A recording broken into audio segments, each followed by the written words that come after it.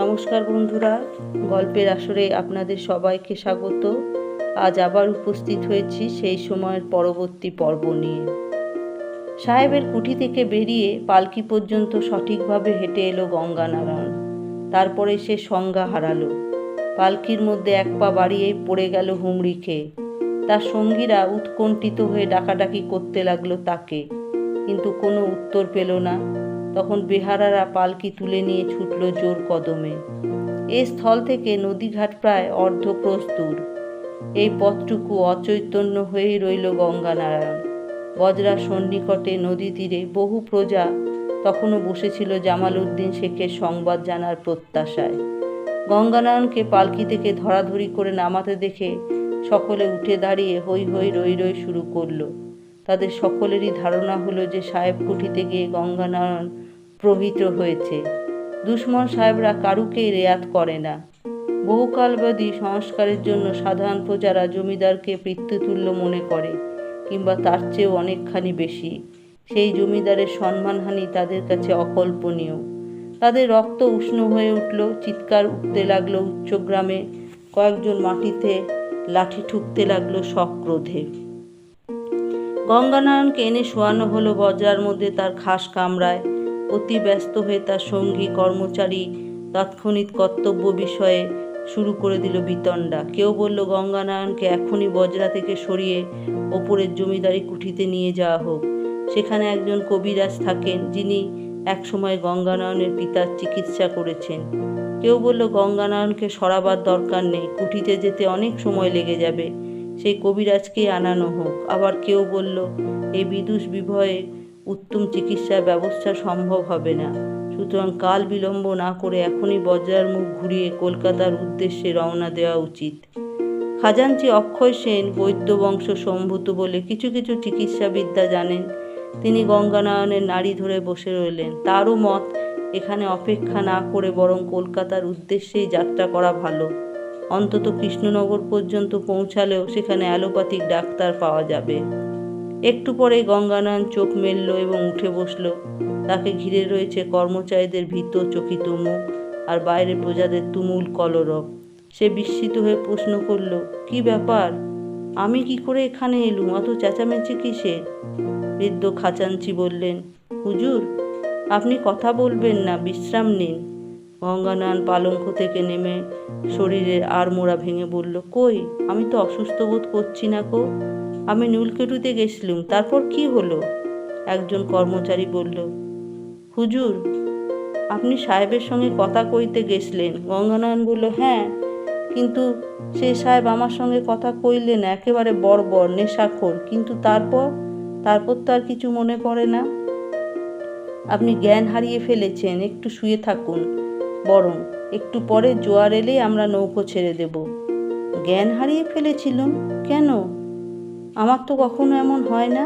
হুজুর, সাহেব আপনার মান রাখেননি? হ্যাঁ, সে কথা মনে আছে। আমার খুব রাগ হয়েছিল।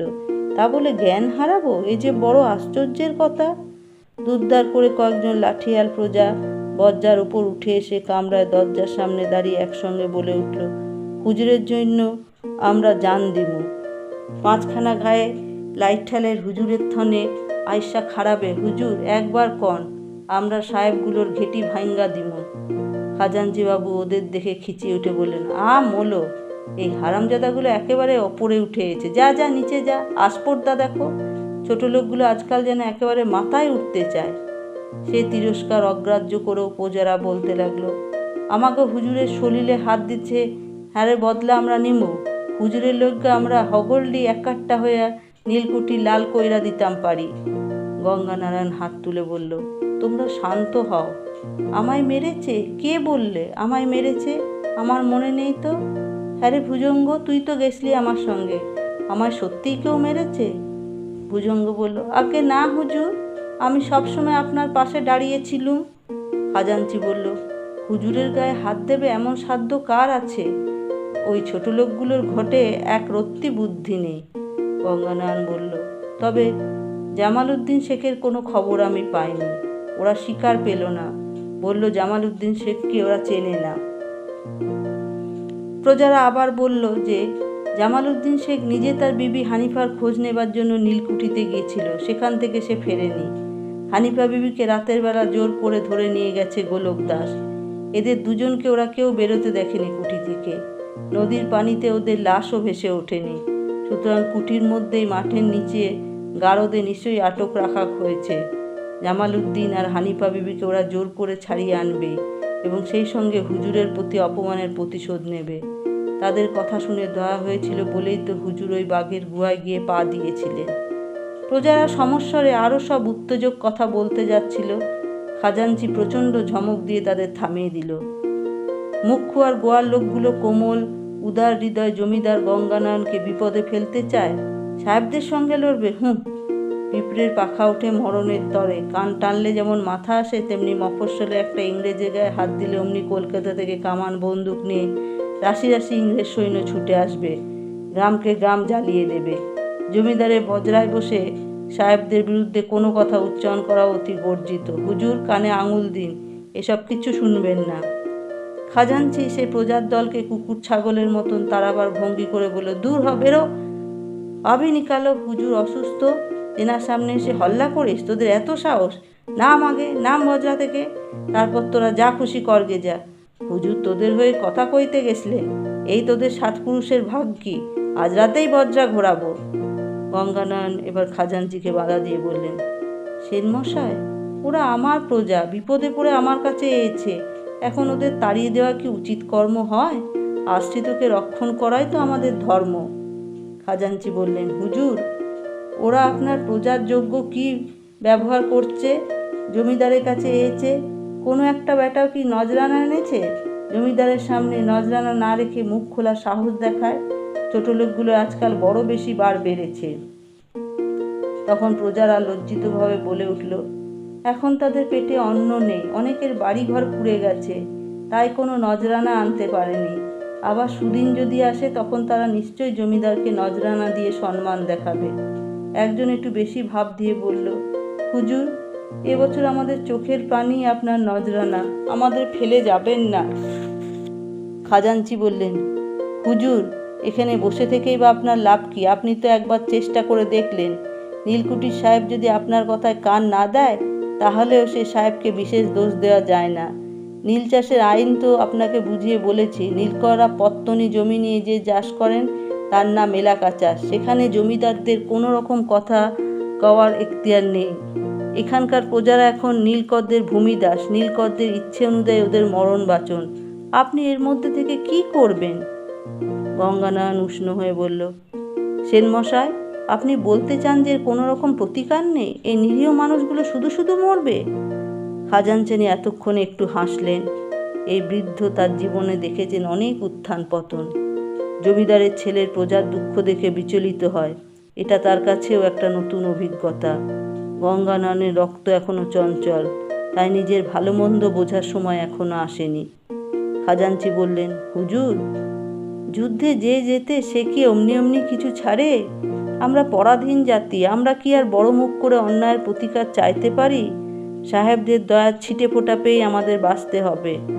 আপনি শুনেছেন নিশ্চয়ই যে বাংলার জন্য একজন ছোটলাট নিযুক্ত হয়েছেন এবছর। বড়লাট তো সিমলেতেই বসে থাকেন, রাজধানী কলকাতায় কদিনই বা আসেন। এখন ছোটলাট হলদি সাহেব যদি দয়া করেন। গঙ্গানয়ন বলল, লেফটেন্যান্ট গভর্নর হ্যালিডে, তিনি কি করবেন? খাজাঞ্চি বললেন, শুনেছি ছোটলাট দেশের অবস্থা স্বচক্ষে দেখবার জন্য সফরে বেরিয়েছেন। একদিন না একদিন এদিক পানেও আসবেন। প্রজারা তখন দল বেঁধে গিয়ে তেনার পায়ে গিয়ে আছড়ে পড়ুক। তিনি যদি কিছু সুরাহা করেন তবে এদের বাঁচোয়া। আপনি কি করবেন? দেশের দণ্ডমুণ্ডের মালিক তো আর জমিদার নয়, এখন সাহেবরা হলো গে মালিক। আমার পরামর্শ যদি শোনেন হুজুর, এদিকে আপনার যে বাকি জমি এখনো পত্তনি দেওয়া হয়নি তাও নীলকরদের হাতে তুলে দিন, তাহলে শান্তিতে থাকবেন। আখের চাষ এখন মাথায় থাকুক। গঙ্গানয়ন বলল, হ্যালিডে সাহেব এদিকে কখন আসবেন তার ঠিক কি? জামালউদ্দিন শেখ আর হানিফা বিবি যে গুম করে রেখেছে তার একটা ব্যবস্থা করতে হবে না? তাদের যদি এর মধ্যে মেরে ফেললে আর আপনি কি উপায় আটকাবেন? কথায় বলে মুখ্যুর মরণ গাছের আগায়। ওই জামালউদ্দিন শেখকে আমি তো চিনি, বেটা কাঠ গোয়ার, ওর মরণ তো এমন আঘাতেই বাধা ছিল। বিবিকে ধরে নিয়ে গেছে, সেজন্য ওর এত টনক নড়বার কী দরকার ছিল? সাত করে কেউ বাঘের গুহায় পা দেয়? জোয়ান মদ্য বেঁচে থাকলে একটার বদলে এমন 10টা বিবি শাদি করতে পারত না? বলুন, আপনি কি বলেন সেন মশাই? ওর বউকে ধরে নিয়ে গেলে তার সন্ধান করতে যাবে না, চুপ করে ঘরে বসে থাকা জোয়ান মদ্য হয়ে? তাই যদি করতো তো হতভাগা বেঁচে যেতে পারতো। বরং উচিত ছিল আরেকটা খাপসুরত মেয়েকে শাদি করে কিছুদিন পর তাকেও নীলকুঠিতে পাঠিয়ে দেওয়া। ঘরের বউকে জোর করে টেনে নিয়ে যায়। এত বড় অন্যায় নিয়ে আপনার মস্করা আমার ভালো লাগছে না সেন মশাই। যদি আমার কথাকে মস্করা বলে মনে হয় তবে ক্ষমা করবেন হুজুর, কিন্তু এর মধ্যে অন্যায়টা আপনি দেখলেন কোথায়? আমাদের এই এত বড় দেশটাকে পছন্দ হয়েছে বলেই তো সাহেবরা কেড়ে নিয়েছে। আর একটা সুন্দরী মাগিকে পছন্দ হলে তাকে এরা কেড়ে নিতে পারবে না? বীরভোগ্যা বসুন্ধরা স্ত্রীলোকের হলো গিয়ে বীর্য শুল্কা। আমাদের স্বাস্থ্যকররা এই তো বলে গেছেন, খুঁজে দেখুন ওদের মুসলমানি শাস্ত্রেও নিশ্চয়ই এমন কথা আছে, খ্রিস্টানি শাস্ত্রেও আছে। স্বাস্থ্য আলোচনা এখন থাক, প্রজাদের বলুন কালই আমি ম্যাজিস্ট্রেট সাহেবের কাছে ওদের বিষয় নিয়ে দরবার করতে যাব। প্রজারা জয়ধ্বনি করে উঠল। খাজাঞ্চি বিরস মুখে বললেন, আপনি আজ অসুস্থ হয়ে পড়েছিলেন, এরপর যদি আপনাকে কঠিন ব্যামোতে ধরে তবে কলকাতায় গিয়ে কর্তামার কাছে আমরা কি করে মুখ দেখাবো? ম্যাজিস্ট্রেট সাহেবের কাছে গিয়ে আপনি কি করবেন? প্রজাদের মুখেই তো শুনেছেন যে নীলকুঠির কুঠিয়াল সাহেব আর ম্যাজিস্ট্রেট সাহেব একেবারে প্রাণের দোষর। সেই সাহেব এ সাহেবের কুঠিতে এসে নিত্য খানা খান। তিনি কি এনার নামে কোনো নালিশ শুনবেন? শুধু শুধু আপনার মুখ নষ্ট হবে। গঙ্গানয়ন গম্ভীরভাবে বলল, নীলকররা রায়তদের দিয়ে জোর করে নীল চাষে বাধ্য করাতে পারে বটে, আইনে সেরকম ফাঁক রয়ে গেছে, কিন্তু প্রজাদের ঘর থেকে বউ কেড়ে নিয়ে যাওয়া কিংবা গুম খুন করার কোনো অধিকার তাদের নেই। ইংরেজ সরকারের যতই দোষ থাকুক, তারা সেই সব আইন করে। তারা সুযোগ নিতে পারলে সকলেই করে। গরিব নিরীহ লোকগুলো সেই সব আইনের খবর রাখে না, বলে কি যে যা খুশি করতে পারে করে। এই ম্যাকগ্রেগরকে আমি শাস্তি দেওয়াবই। আইনের কথায় যখন তুললেন হুজুর, তখন আমি বলি কি আপনি সব দিকে ভেবে দেখেননি? আপনি ভালো মতনই জানেন গুম, আটক, খুন বা ঘরবাড়ি পোড়ানো এসব হলো গিয়ে ফৌজদারি মামলা। মফস্বলে কোনো সাদা চামড়ার মানুষের নামে ফৌজদারি মামলা আনা যায় না, কোনো আদালতে সে মামলা নেয় না। ম্যাজিস্ট্রেটও আপনার কথা শুনে হাঁকিয়ে দেবে। এই সুরাহা করতে হলে আপনাকে মামলা দায়ের করতে হবে কলকাতা সুপ্রিম কোর্টে। ওই জামাল উদ্দিনের বুড়ো বাপকে আপনি সঙ্গে নিয়ে চলুন, তারপর কলকাতায় ওকে দিয়ে মামলা ঠোকাবেন। আপনার যদি ইচ্ছে হয় খরচপত্র আপনি দেবেন, আর ততদিনে যদি জামাল উদ্দিন শেখ আর হানিফা বিবি বেঁচে না থাকে, প্রমাণ লোপ করার জন্য যদি ওরা ওদের দুজনকে খুন করে জলে ভাসিয়ে দেয়, তাহলে আর কি হবে? এমন হাজার হাজার মরছে, তার সঙ্গে আরও 2টি প্রাণী যোগ হবে। একটু থেমে একটু কেশে এবার বৃদ্ধ সেনমশাই কুণ্ঠিতভাবে বললেন, আমার কথা আপনার কাছে তিক্ত বোধ হতে পারে হুজুর, কিন্তু আমি বলছি আপনাকে যুক্তির কথা। মিচিমিচি দুটো ভাবের কথা আপনাকে শুনিয়ে তো কোনো লাভ নেই। ওই হানিফা বিবিকে সাহেব ছুঁয়েছে, এরপর তাকে ওই মুসলমানরা কেউ আর ঘরে ঠাঁই দেবে? ওদের জিজ্ঞেস করে দেখুন না, এমনকি ওই জামাল উদ্দিন শেখও দিত না। হানিফা বিবিকে ছাড়িয়ে আনা হলো গিয়ে ভাবের কথা। ওই একটি মেয়ে মানুষের জন্য হাজার হাজার মানুষের উপর আবার অত্যাচার হবে? গঙ্গানয়ন বলল, আপনার যুক্তি এখন আপনার কাছেই থাক, কাল সকালে ম্যাজিস্ট্রেটের কাছে আমায় যেতেই হবে, এটা আমার দায়। আপনার কিসের দায়? কিসের তা জানি না, তবু আমার বুকে একটা ভার চেপে আছে। আপনার শরীর এখন আমার ভালো আছে। কেন, তখন আমার মাথা ঘুরে গেছিল বুঝি?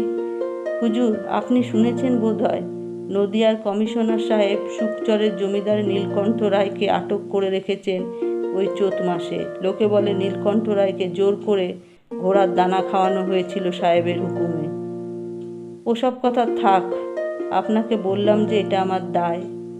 প্রজাদের উদ্দেশ্য করে গঙ্গানয়ন বলল, তোমরা সব এখন যাও, রাত হয়েছে। এসব কথার এখন পাঁচ কান করো না। এসব কথা নিয়ে নিজেদের মধ্যে ঘোট পাকিয়েও এখন কোনো সুফল হবে না। কাল সকালে আমি ম্যাজিস্ট্রেট সাহেবের কাছে যাব, যদি আমার সঙ্গে তোমরা কেউ যেতে চাও তাহলে যাবে। প্রজারা আবার আনন্দে সরব হয়ে উঠল। এত দুঃখের মধ্যেও তাদের এতটুকু সান্ত্বনা যে তাদের জমিদার তাদের সমব্যথী হয়েছেন।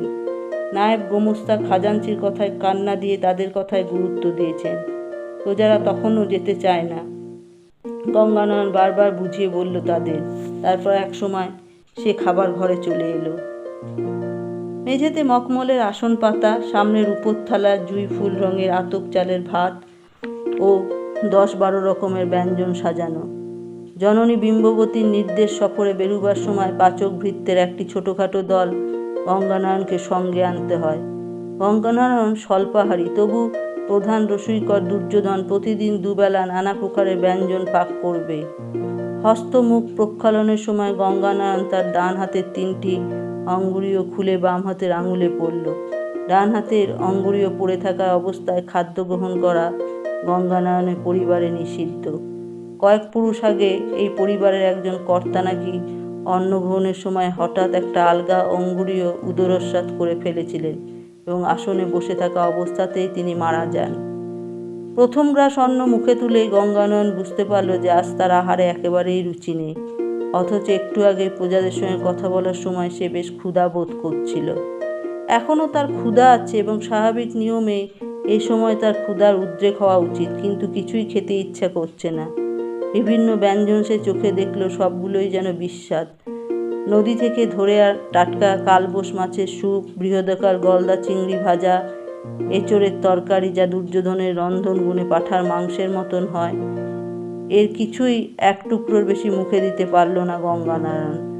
এমনকি এক পাথরবাটি ভরা উষ্ণ দুধ যা প্রতিদিন খাদ্যে শেষে পান করে সে, তাতেও ওষ্ঠ ছোঁয়ানো মত্তে সেই যেন পুরনো ঘিতের গন্ধ পেল। তার প্রায় বমি এসে গেল। গঙ্গানারায়ণ বুঝল রন্ধনের কোনো দোষ নয়, তার জিহ্বায় কোনো খাদ্য গ্রহণ করতে চাইছে না। এরকম ব্যাপার গঙ্গানয়ন অভিজ্ঞতা আগে কখনো হয়নি। সে বিমূঢ় বোধ করল। গঙ্গানয়নকে হাত গুটিয়ে বসে থাকতে দেখে খাজাঞ্চি মশাই বললেন, কিছুই খেলেন না তো হুজুর? আমি তখনই দেখেই বুঝেছি আপনার শরীর গতিক ভালো নয়, আপনার বিশ্রাম প্রয়োজন। আজই কলকাতার দিকে রওনা দিলে ভালো হয়। গঙ্গানয়ন মুখ তুলে বলল, আমার শরীরে আর কোনো রকম অসুবিধা বোধ করছি না খাজাঞ্চি মশাই, শুধু খেতেই যেন ইচ্ছে করছে না। পাত্র ত্যাগ করে উঠে পড়ল গঙ্গানারায়ণ। খাজাঞ্চির দেওয়া ওষুধ খেয়ে নিল বিনা আপত্তিতে। তারপর নিজের কক্ষে গিয়ে গবাক্ষের পাশে বসে চেয়ে রইল নদীর দিকে। আজ কোন তিথি কে জানে। সন্ধ্যার দিকে আকাশে অন্ধকার ছিল, এখন বেশ জ্যোৎস্না ফুটেছে। নদীর তরঙ্গে লুটোপুটি খেয়ে খেলা করছে শিশু চাঁদ। গঙ্গানয়ন অনেকক্ষণ চেয়ে রইল সেদিকে, তারপর একটা দীর্ঘশ্বাস ফেলে শয্যায় আশ্রয় নিল। অনেকক্ষণ পর্যন্ত তার নিদ্রা এলো না। অপরাহ্নে ম্যাকগ্রেগরের রূঢ় ব্যবহার আর অসহায় প্রজাদের দুঃখের কথা অনবরত ঘুরতে লাগলো তার মাথায়। সকলের কথা শুনে যা বোধ হচ্ছে, এ জেলার ম্যাজিস্ট্রেটও এক অমার্জিত ইংরেজ। সে কীরকম ব্যবহার করবে তার ঠিক নেই। তবু প্রজাদের কাছে কথা দিয়েছে, গঙ্গানয়নকে একবার যেতেই হবে তার কাছে। ইংরেজের হাত থেকে জামালউদ্দিন শেখ আর হানিফা বিবিকে ছাড়িয়ে আনার সাধ্য তার নেই, কিন্তু সর্বপ্রকার চেষ্টা তাকে করতেই হবে। চেষ্টার নামেই পুরস্কার। একসময় গঙ্গানয়ন টের পেল যে তার সর্বশরীর উত্তপ্ত হয়ে উঠছে। মস্তিষ্কের মধ্যে যেন বয়ে যাচ্ছে একটা প্রবল ঝঞ্ঝা, অথচ এটা ঠিক জ্বর আসার অনুভূতি নয়। শরীরে কোনো অবশ ভাব নেই, শরীর যেন আর শয্যায় থাকতে চাইছে না। এই অবস্থায় নিদ্রা আসা অসম্ভব। গঙ্গানয়ন উঠে বসল। এ কি হলো তার? নীলকুঠিতেও কিছুক্ষণের জন্য তার বোধশক্তি সম্পূর্ণ লোপ পেয়েছিল। সে দাঁড়িয়েই ছিল, অথচ সেই সময়টুকুর কথা তার কিছুই মনে নেই। তারপর পালকিতে ওঠার সময় সে সম্পূর্ণ সংজ্ঞাহীন হয়ে পড়ল। এরকম তো আর তার আগে কখনো হয়নি। ঘাড়ে মাথায় জল ছেটালে উপকার হতে পারে ভেবে সে তাই করল। তারপর মুক্ত বায়ু সেবনের উদ্দেশ্যে সে উঠে এলো বজরার ছাদে। রাত্রি কত প্রহর এখন কে জানে। বজরার সকলেই এখন ঘুমন্ত। বজরার সঙ্গে বাঁধা ছোট পিনসিটি ছাদে জ্বলছে একটা মশাল। তার কাছেই দুজন লোক পরস্পরের কাঁধে কাঁধ ঠেকিয়ে বসে আছে। পাশে রাখা দুটি ধারালো বর্শা। কোনো সন্দেহ নেই যে প্রহরী দুজনও নিদ্রাপ্লুত। নরম শীতল বাতাসে বেশ খানিকটা আরাম পেয়ে ছাদের উপর পায়চারি করতে লাগলো গঙ্গানারায়ণ। একটু পরে সে স্থানকাল সম্পূর্ণ বিস্মৃত হলো। সে এখানে কোনো নদী নেই, বজরা নেই, কোনো মানুষ নেই ভাবতে লাগলো। গঙ্গানারায়ণ সম্পূর্ণ একা। সে কোনো সীমাহীন স্থলে ঘুরছে। হঠাৎ হঠাৎ তার মস্তিষ্কে বিদ্যুতের চমকের মতো এসে যাচ্ছে এক একটি স্মৃতির টুকরো, সেগুলোও তার অচেনা। সে যেন শিশু হয়ে শুয়ে আছে কোনো জননীর কোলে, কিন্তু সেই জননীকে সে চেনে না।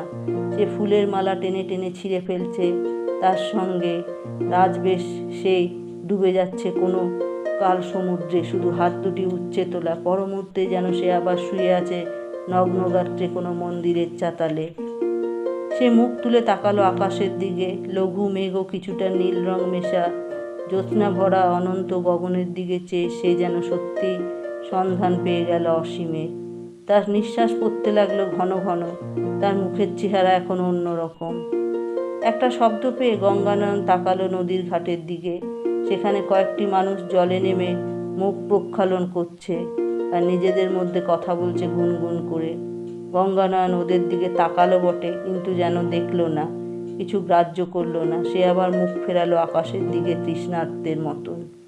একটু পরে আবার ঠিক স্বপ্নচালিতের মতো গঙ্গানয়ন নেমে এলো ছাদ থেকে, কিন্তু নিজের কক্ষের দিকে গেল না। বজ্রার সিঁড়ি তুলে রাখা হয়েছে, তীরের বেশ সন্নিকটে নোঙর করা বজরা। গঙ্গানয়ন গলির কাছে এসে এক লম্ফে চলে এলো তীরে, নদীর ঘাটের কাছে। সেখানে লোকগুলি ছিল, সে সেদিকে এগিয়ে গেল দ্রুত পদে। লোকগুলি তখন গোল হয়ে বসেছে। একজন বয়স্ক ব্যক্তি একটি বড় পাত্র ভর্তি ভেজানো চিড়ে ও আখের গুড় মাখছে, তার থেকে এক একটা মণ্ড তুলে তুলে দিচ্ছে অন্যদের হাতে। গঙ্গানয়ন সেখানে বসে পড়ে হাত বাড়ালো। বয়স্ক লোকটি কোনো প্রশ্ন না করে গঙ্গানয়ন হাতেও তুলে দিল একটা মণ্ড। গঙ্গানয়ন সাগ্রহে সেটি সবখানি একসঙ্গে ভরে দিল মুখের মধ্যে, ঠিক যেন অমৃতের স্বাদ পেল। লোভীর মতন সে হাত বাড়িয়ে দিল আবার। বয়স্ক লোকটি এবার জিজ্ঞেস করলেন, তুমি কে বাপু? গঙ্গানয়ন কোনো উত্তর দিল না, সে হাত বাড়িয়ে রইল। সেই লোকটি বলল, অতিথি নারায়ণ, তুমি যদি তৃপ্ত হও তো যত খুশি লও। আমরা অতি দরিদ্র, আমাদের কাছে লুণ্ঠনযোগ্য ধনসম্পদ কিছুই নেই। দলটিতে বয়স্ক নারী পুরুষই বেশি, 3 জন যুবক ও একটি শিশুও রয়েছে। এরা তীর্থযাত্রী।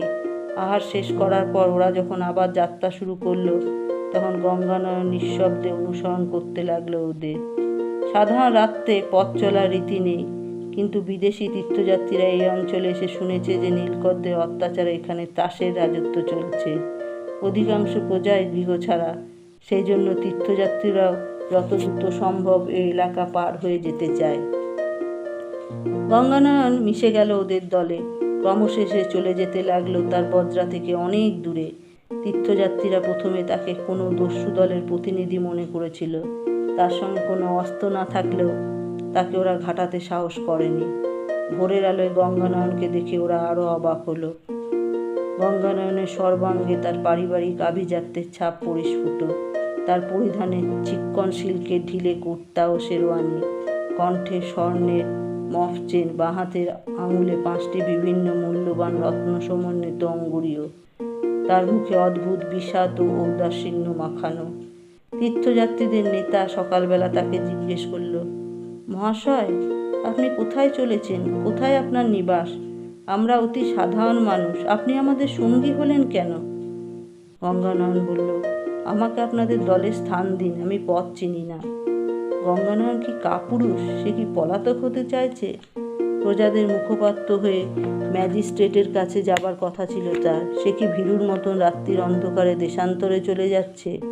এসব কিছুই মনে নেই গঙ্গানয়নের। তার সমস্ত বন্ধন টুটে গেছে। কোনো কিছু সম্বন্ধে সে আর কোনো দায় বোধ করে না। একটানা বহুদিন বহু রাত ওই তীর্থযাত্রীদের সঙ্গে কাটিয়ে বহু পথ পরিক্রমা করে সে এসে পৌঁছালো প্রয়াগের ত্রিবেণী সঙ্গমে।